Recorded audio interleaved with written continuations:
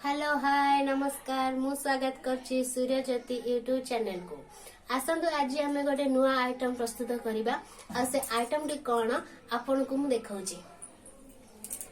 आज आम प्रस्तुत करबा ब्रेड चॉप। ब्रेड चॉप पई कोन दरकार चलंतु जानिया। ब्रेड चॉप पई मोटे चारटा ब्रेड नेछि, दीटा आलू सिजे की नेछि भलो भाबे चकड़ी की, गोटे बड़ साइज रो पियाज काटी की नेछि, गोटे टमाटर आ 2 कप बेसन। चलते प्रस्तुत करिया। फास्ट हमर कढ़ई ताती गला, आमे तादरे तेल पकई दबा।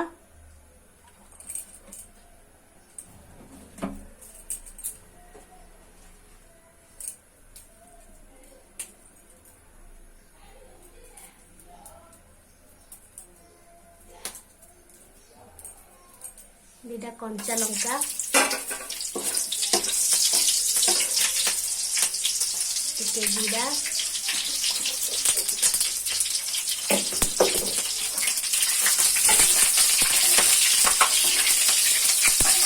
काटी रखिता पियाज भी देदबा।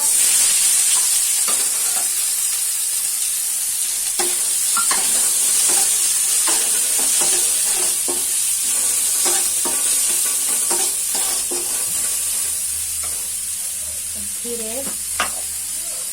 स्वाद अनुसार लुण पकेगा।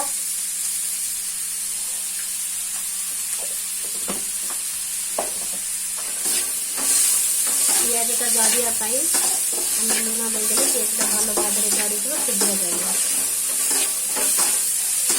तादे काटिक रखि टमाटर को देदबा।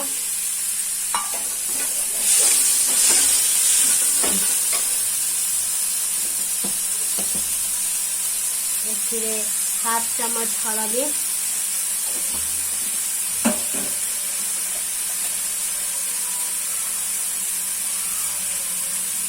धनिया पाउडर,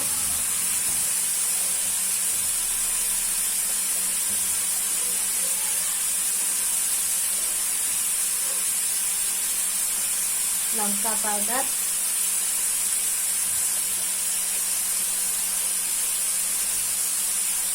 गरम मसाला,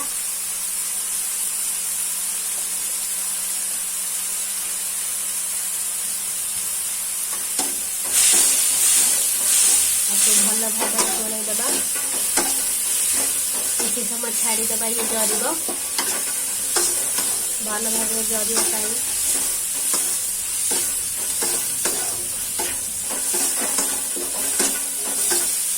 किसी समय छाड़ीदेव। आपन चाहिए धनिया पत्र पकई पारे।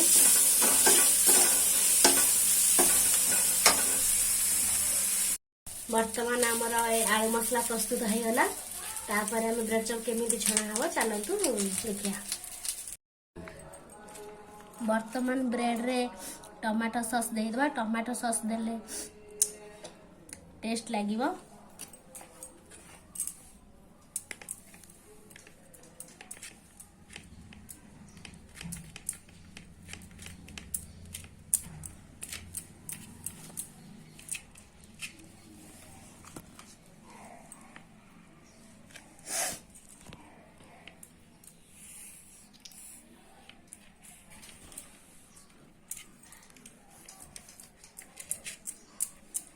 तापरे चिल्ली सॉस दबा।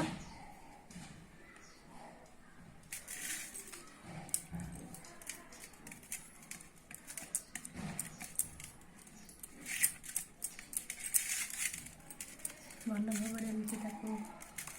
मिक्स करबा। तापरे आलू मसला को जो प्रस्तुत करी रखीचे एथिरे भल भाव में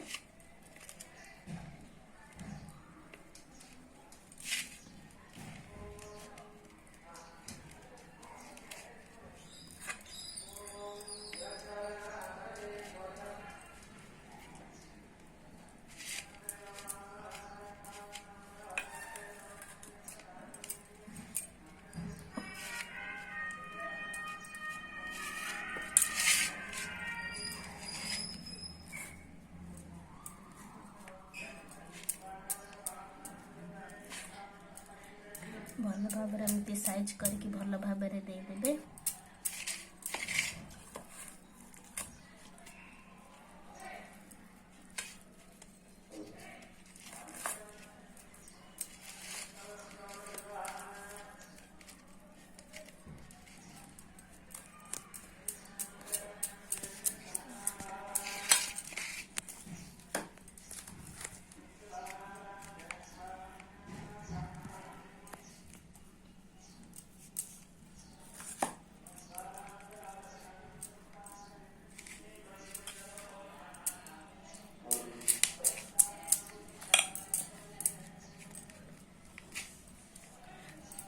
तापरे को एमिति भल भाव एथिरे चापी देबा जेमिति मसलाटा बाहर न जीव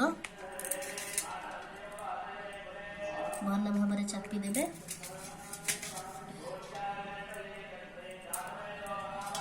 चलतु बर्तमान छाणिबा। गैस ऑन करी तेल कढ़े बसैबा। तेल बर्तमान मोर गरम हो जाइछि। ए ब्रेड को एमती भल भाव बेसन रे गोळै देबे। तापरे एमती छाणिबे।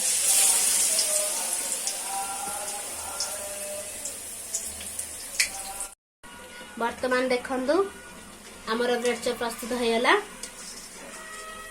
एमती ताको हल्का करी भाजिबे छाणिबे। वर्तमान हमर ताको काढी दबा।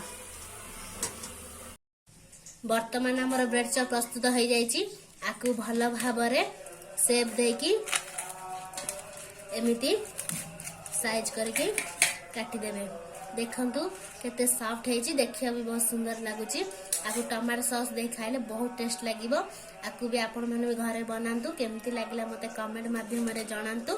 आपण माने जदि मो चैनल को नुवा करी आछंती लाइक शेयर सब्सक्राइब निश्चय करंतु। रखुछि। जय जगन्नाथ।